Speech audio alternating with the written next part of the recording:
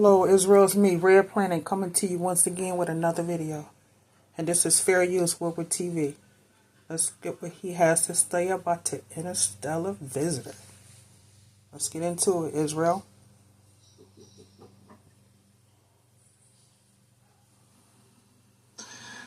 What if I told you that in Antarctica there is a secret military base that is being used as a interstellar trading post and radio control tower for UFOs?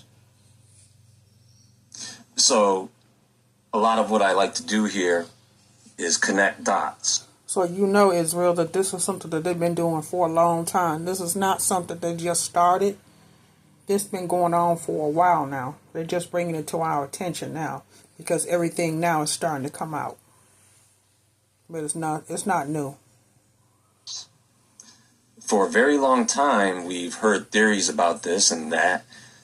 UFOs, aliens, cryptid creatures, secret space programs, HAARP, CERN, secret advanced military projects, directed energy weapons. We've heard stories of Bigfoot, the missing 411 or missing person cases, shapeshifters, people being abducted and never seen again, catastrophic weather weapons, chemtrails, earthquake machines, deep underground military bases. There are a lot of theories surrounding these things, and guess what? We are all being compartmentalized. You see, usually when we are presented with a conspiracy theory or a whistleblower testimony, we often, on our own, compartmentalize the subject as if it is separate from these other things, when the reality is that all these things that I have just mentioned, and then some, are all connected. Think of it like this.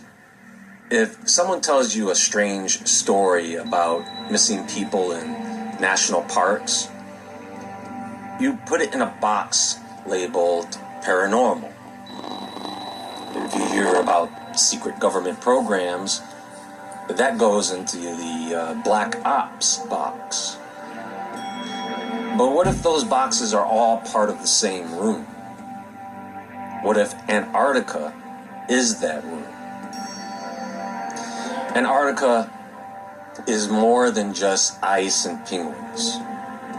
It's restricted, it's mysterious, it's the only continent governed by an international treaty that essentially locks out public access. So some people say.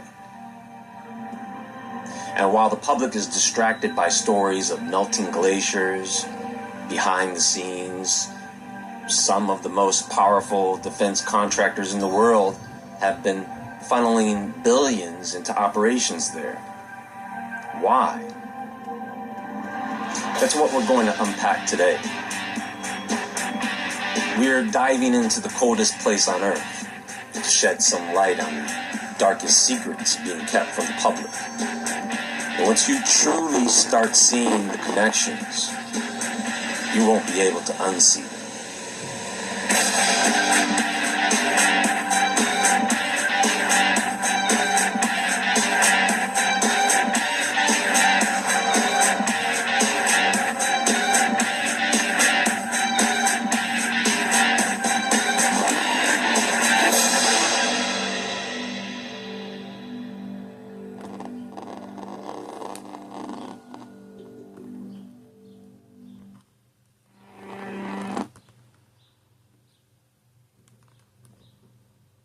This is our last Trump mystery box drop. Next time you see this, it'll be gone. We're giving away Trump mystery boxes filled with collectible.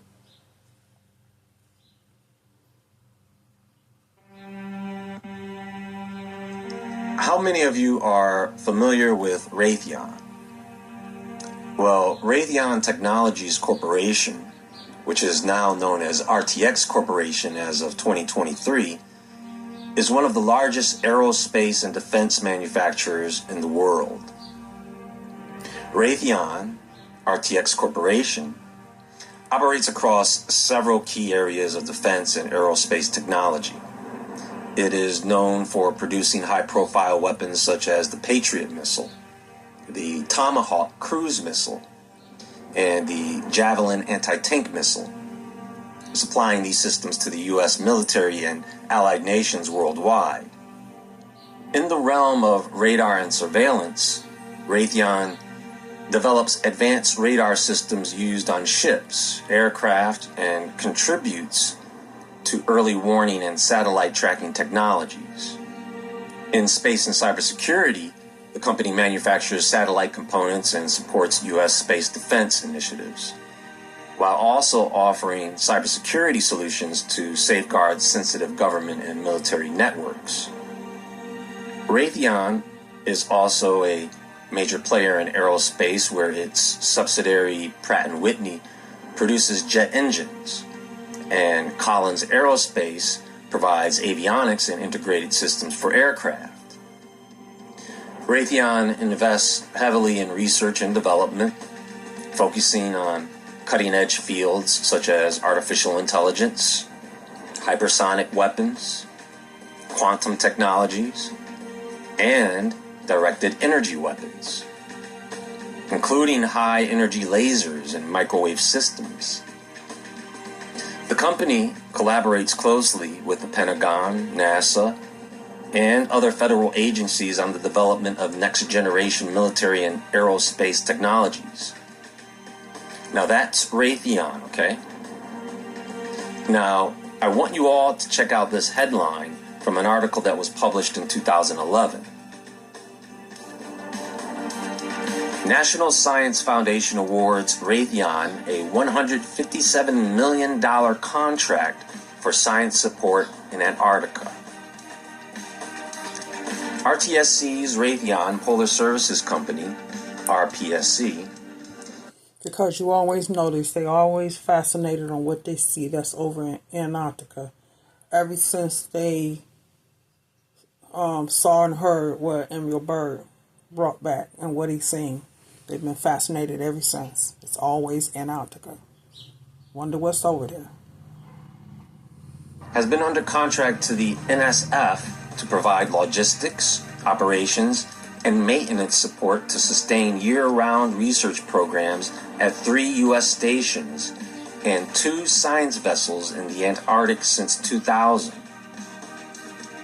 Now, folks, I just told you what Raytheon or RTX does, right? I just told you what this company is all about. Where in that description did I say anything about logistics, operations, or maintenance? And I'm talking about cleaning crews, plumbers, electricians, construction workers, moving supplies around. RTX makes weapons. Why was this company in Antarctica providing those particular services? Guess what? After Raytheon, Lockheed Martin got the contract. Then after Lockheed Martin, Leidos got the contract. All of them make weapons. They all deal with defense, aerospace, cybersecurity, and AI. So all of a sudden, when they are selectively contracted to work in Antarctica, all of a sudden these companies are awarded the job of managing maintenance workers. Oh, no. Those companies get those contracts to go into Antarctica and build technology. They are there to make weapons, build UFOs, build the equipment to monitor and track UFOs, build direct. Now, why are they over there building weapons? Building this, whatever this is. Why? It can only be two things. To try to find what Emerald Bird saw, or trying to destroy what's over there because they're trying to hide what they see. Because whatever portal is over there, or portals, they can't cross it. So they would rather blow it up or tear it down to keep from anyone else trying to get through. You know what I'm saying, Israel? And it's not them.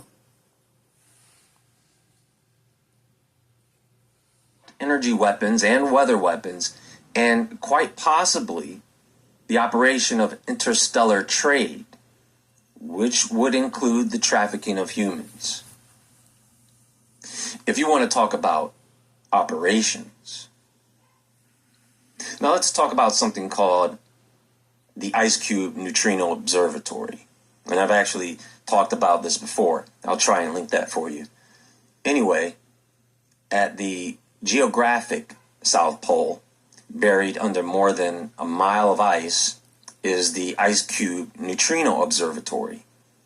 Officially, it was built to detect neutrinos, tiny, nearly massless particles that travel through space and matter at near the speed of light.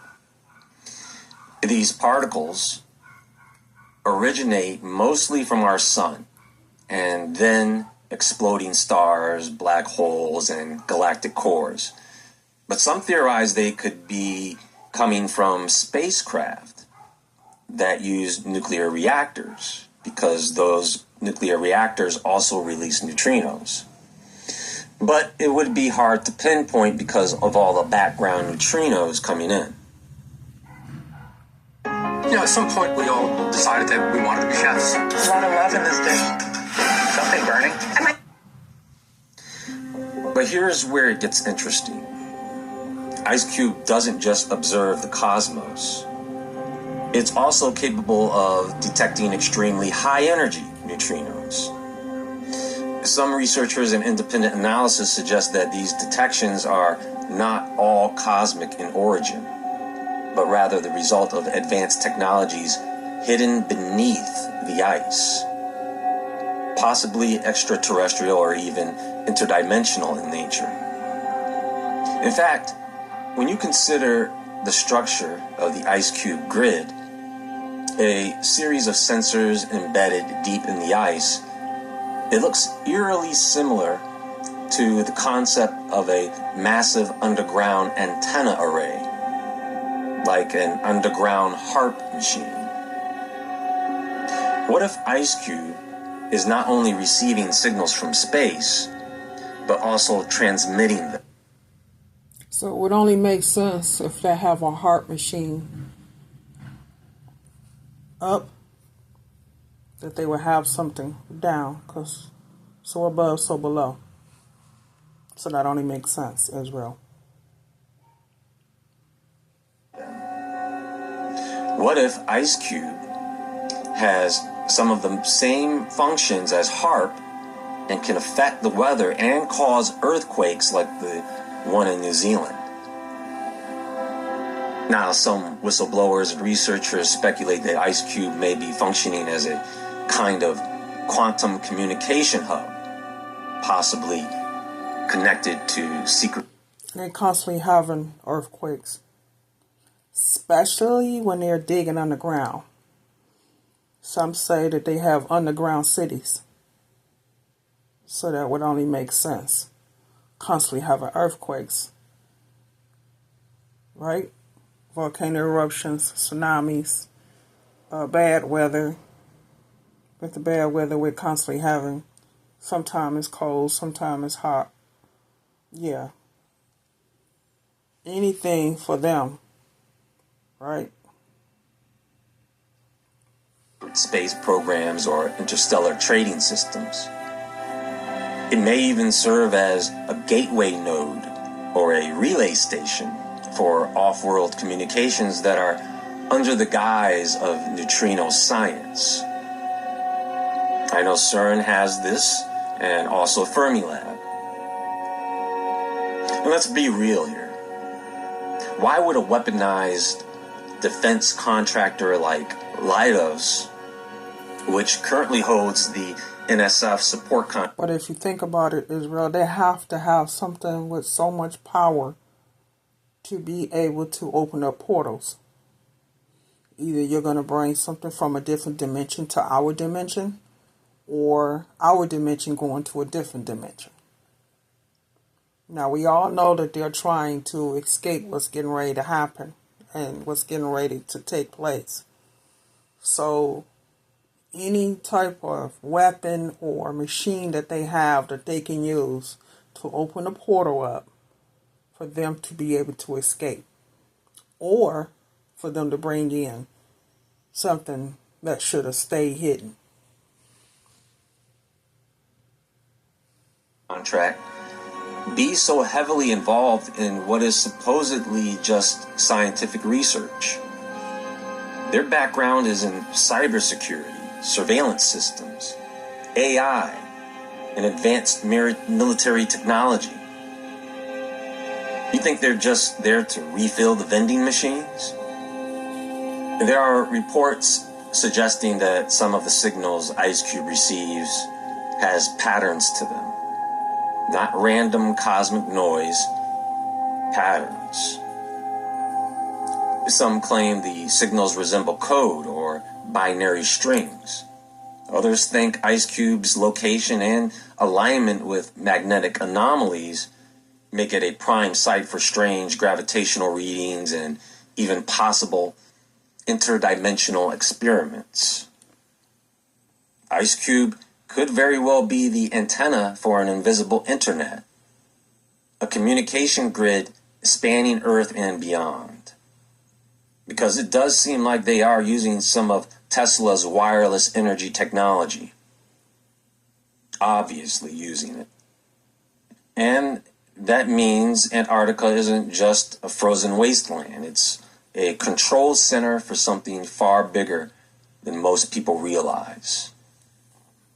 Now, neutrino detectors, they're actually some of the most powerful observatories we have. They can detect cosmic neutrinos from cataclysmic events like supernova, black holes and neutrino star mergers, gamma ray bursts, and even the raging cores of active galaxies known as blazars. By capturing these particles, scientists are building a new kind of astronomy. They call it multi-messenger astronomy, where neutrinos, gravitational waves, and light are all combined to give us a fuller, more dynamic picture. And whatever it is, Israel, you can rest assured it's not good. Used against us, not for us. Of violent cosmic events. Because neutrinos reach the Earth way before light does. They're being used to search for signs of physics beyond the standard model. Things like sterile neutrinos, which could be a form of dark matter. Or evidence of neutrinos decaying or oscillating into particles we haven't discovered yet. These detectors even help scientists test if the universe follows the most basic symmetries of physics, or if we're just missing something big, like extra dimensions or quantum gravity effects. Not many people know this, but neutrino detectors are quietly working in the background to monitor nuclear reactors. They can track the output of reactor neutrinos for research and safety, and even detect unauthorized reactor activity. And this makes them a tool for nuclear non-proliferation and treaty enforcement. Neutrinos also come from deep within our own planet. What's even crazier is that these detectors often use natural materials as part of their design. So, the IceCube experiment in Antarctica, for example, turns cubic kilometers of ice into a massive neutrino detector by capturing the flashes of Cherenkov radiation neutrinos produce. You see, which is one of the reasons it's underground. You see, HAARP is on the surface, but this, unlike HAARP, is also underground. Other detectors use deep ocean water or giant salt domes. So the Earth itself can be used as a scientific instrument. Now, these tiny particles might be holding the key to the biggest questions we've ever asked. Or it's all just a cover to hide their true purpose, which some think could possibly be a radio control tower for UFOs. Anyway, what do you think about this? Let me know in the comments below. Please hit the thumbs up button and like this video to help with the algorithm. Leave a comment, subscribe. Check out my other social media links in the description box below. Everyone have a great day. And as always, friends, stay awake, stay aware, stay safe, and I'll talk to you all soon. Much love, Israel.